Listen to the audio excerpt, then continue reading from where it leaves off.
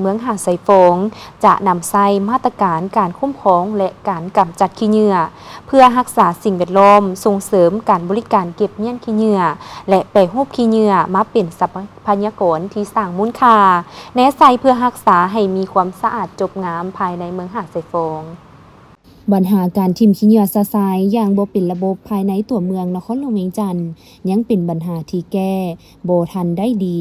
และก็ยังสืบต่อเนื่องมีให้เห็นมาเป็นประจำในระยะผ่านมา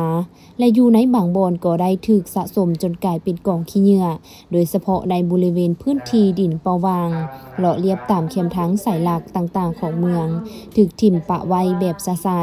ส่งผลทางด้านกลิ่นและมีผลกระทบต่อสิ่งแวดล้อมโดยเฉพาะในยามฤดูฝนและในนั้นเมืองหาดไซฟองก็เป็นอีกหนึ่งเมืองที่กำลังพบกับปัญหาการทิ่มขี้เหงื่อแบบซะไซดังนั้นในวันที่ 13 พฤษภาคม 2026 องค์การปกครองเมืองหาดไซฟองนครหลวงเวียงจันทน์จึงได้จัดกองประชุมปรึกษาหารือร่วมกับองค์การคุ้มครองและบริการตัวเมืองเวียงจันทน์หรือคบต.เพื่อเผยแพร่ข้อตกลงของนครหลวงเวียงจันทน์ว่าด้วยการคุ้มครองและกำจัดขี้เหงื่อในนครหลวงเวียงจันทน์อยู่สโมสรปกครองเมืองดังกล่าวโดยมีทานคำมูลเตียงทราชเลขาพรรคเมืองหาดไซฟองทานปัญญามณีวงศ์หัวหน้าองค์การคุ้มครองและบริการตัวเมืองเวียงจันทน์ทานบัวใสลุณวงศาประธานคณะกรรมการปกครองเมืองหาดไซฟองพร้อมโดยภาคส่วนบริษัทเก็บเมี่ยนขี้เหงื่อและการจัดตั้งบ้านเข้าร่วมการเผยแพร่ข้อตกลงดังกล่าวแม่นได้ยกให้เห็นถึงนิยามการคุ้มครองขี้เหงื่อการดำเนินเวียกงานเพื่อปฏิบัติมาตรการเกี่ยวกับการคุ้มครอง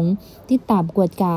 การควบคุมและการจัดการขี้เหงื่อโดยเริ่มจากการคัดแยกการเก็บเมียนเคียนไทยและการขนส่งรวมถึงการแปรรูปเพื่อนำใช้ประโยชน์จากขี้เหงื่อและการกำจัดด้วยวิธีต่างๆโดยคำนึงถึงทัศนียภาพสุขภาพในการปกปักรักษาสิ่งแวดล้อมฉะนั้นการกำจัดขี้เหงื่อจึงถูกต้องตามมาตรฐานเทคนิคถูกหลักสุขอนามัยรับประกันต่อสิ่งแวดล้อมธรรมชาติและสังคมต่อกับเวียกงานดังกล่าวนครหลวงเวียงจันทน์จึงได้มีนโยบายเกี่ยวกับการคุ้มครองและกำจัดขี้เหงื่อด้วยการออกนิติกรรมเพื่อสร้างเงื่อนไขให้บุคคลนิติบุคคล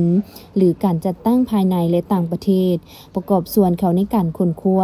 นำใช้วิทยาศาสตร์เทคโนโลยีที่ทันสมัยเข้าในการคุ้มครองและกำจัดขี้เหงื่อโดยให้สอดคล้องตามแนวทางนโยบายนิติกรรมกฎหมายและแผนยุทธศาสตร์แผนงานคุ้มครองขี้เหงื่อแบบยืนยงของนครหลวงเวียงจันทน์ในแต่ละระยะทางนี้ก็เพื่อส่งเสริมการบริการเก็บเมี่ยนขี้เหงื่อและแปรรูปขี้เหงื่อกลายเป็นทรัพยากรที่สร้างมูลค่าเน้นใช้เพื่อรักษาสิ่งแวดล้อมในตัวเมืองตามนโยบาย6 โซ